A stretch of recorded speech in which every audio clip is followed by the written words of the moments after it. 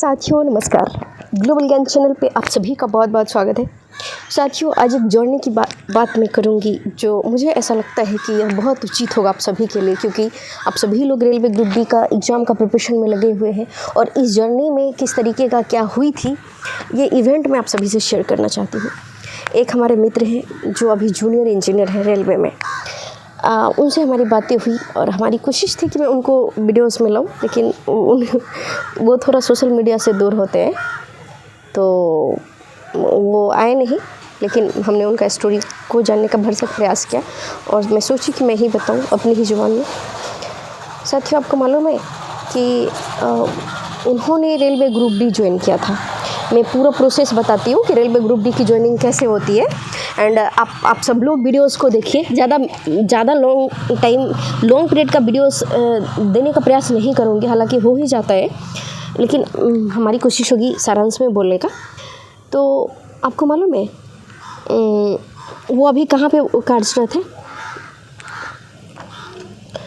कहाँ पे कार्यरत है इस चीज़ को भी उन्होंने नहीं बोला बताने के लिए, इसलिए मैं नहीं बताऊँगी, लेकिन मैं बताती हूँ कि लगभग वो बिहारवासी हैं एंड 2400 किलोमीटर दूर, आप सोच सकते हैं कौन से राज्य की मैं बात कर रही हूँ, है ना। मैं चेन्नई की बात कर रही हूँ। तो चेन्नई में वो पोस्टेड हैं फ़िलहाल एंड वो रेलवे ग्रुप डी ज्वाइन किए थे। उनका जर्नी किस तरीके से रहा, group D to JE, means railway junior engineer, उसके बाद का जो प्रमोशन का पोस्ट होता है वो होता है एसएससी सीनियर सेक्शन इंजीनियर, है ना। उनके पास कोई भी एक्स्ट्रा टेक्निकल डिग्री नहीं था। देन अगेन वो जेई हैं अभी। आपको मैं बता दूं कि वो जब रेलवे ग्रुप डी में, आपको मालूम है कि अभी रेलवे ग्रुप डी में आपका रिटन होगा, 1 डे एग्जाम होता है ऑब्जेक्टिव क्वेश्चंस, आफ्टर दैट आपका फिजिकल होगा, आफ्टर दैट आपका मेडिकल होगा एंड इन द लास्ट आपका मेरिट बनेगा। तो इन 4 पड़ाव से आपको गुजरना होगा रेलवे ग्रुप डी में। और अभी तो रेलवे का उस वक्त जो फिजिकल हुआ करती थी उससे अभी पूरा का पूरा चेंज हो चुका है। अभी क्वेश्चन इसका भी जो सिलेबस है वो भी, पहले टेक्निकल क्वेश्चंस रेयरली 1 और 2 पूछा जाता था, अदरवाइज पूछा भी नहीं जाता था। नंबर ऑफ़ क्वेश्चंस जीके काफ़ी अधिक हुआ करती थी, बट नाउ अडेज सब कुछ अभी जो लेटेस्ट इवेंट होता है इससे जोड़कर ही पूछता है। और क्वेश्चंस को आपको देखे होंगे कि क्वेश्चंस का जो अब का जो क्वेश्चंस है वो बहुत हद तक उसका जो रूपरेखा है वो चेंज हो चुकी है। अब number of questions and nature of questions already change हो चुके हैं। तो साथियों वो रेलवे ग्रुप डी में आए, रेलवे का एग्ज़ाम देने आए, और मैं मेल की बात नहीं कर रही हूँ, फीमेल की बात कर रही हूँ, मेरी महिला मित्र हैं वो।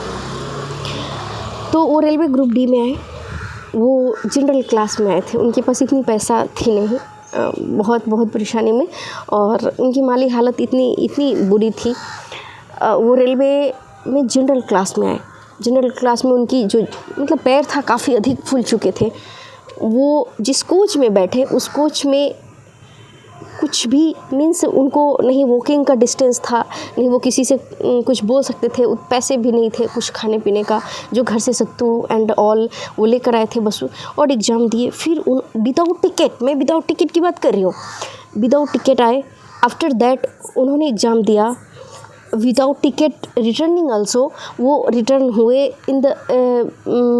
इधर से रिटर्न हुए स्लीपर क्लास में, क्योंकि थोड़ा सा आपको मालूम है ना कि जो बिहार वाले हैं ना आते हैं तो थोड़ा सा डाउन होके, लेकिन जाते हैं तो बिहारी की तरह जाते हैं। भाई एग्ज़ाम हो गया, अब तो जो करना कर लीजिए।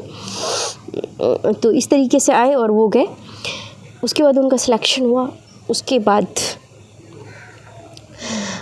उन्होंने डिपार्टमेंटल एलडीसी के तहत रेलवे टेक्नीशियन का फॉर्म फिल किया, और रेलवे टेक्नीशियन एलडीसी के लिए एलडीसी उन्होंने फॉर्म दिया।